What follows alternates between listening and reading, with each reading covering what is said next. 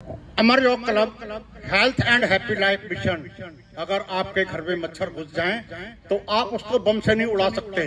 बम से अगर आप उड़ा देंगे तो आपका घर क्षतिग्रस्त हो जाएगा। ठीक यही स्थिति हमारे साथ कोरोना के साथ हुई है। कोरोना काल ने बहुत दुख दिए हैं, बहुत कष्ट दिए हैं, जो सदियों तक याद रखे जाएंगे, जिसके जुल्म और दुख।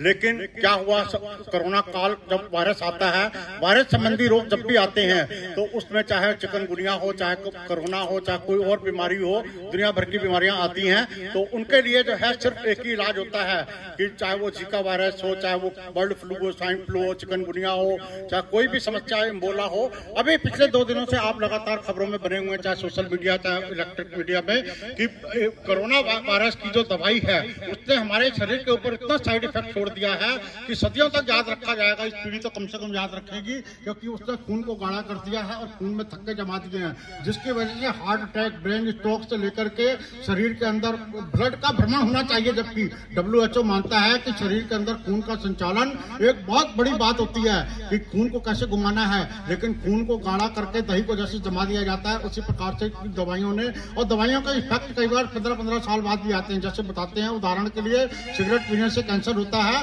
तो कैंसर एकदम नहीं होता, कैंसर होता है कम से कम कई सालों बाद उसके इफेक्ट निकल के आते हैं, कई बार नहीं भी निकलते हैं। लेकिन उसका जो है ऐसे ही दवाइयों के साइड इफेक्ट भी जो है कई बार लंबे समय बाद आते हैं। और अभी भी जिन लोगों ने कोरोना वैक्सीन को लगवाया है, और एक बार मैं कहूंगा कि जरा एक बार इधर दिखा दीजिए पास आकर के इनको, कि ये मैंने जो है पिछले योग साधना चिकित्सा के कार्यक्रमों के दौरान ये 3-3, 4-4 आर्टिकल आपको लिख करके बताए थे। इसमें लिखा हुआ है कि कोरोना का इलाज योग से कैसे करें, अपनी योग प्रतिरोधक क्षमता को कैसे बढ़ाएं, कोरोना का बचाव करेगी भोजन की थाली, कोरोना की वैक्सीन के भरोसे मत बैठो। यानी कि आप दवाई के भरोसे बिल्कुल नहीं बैठना था।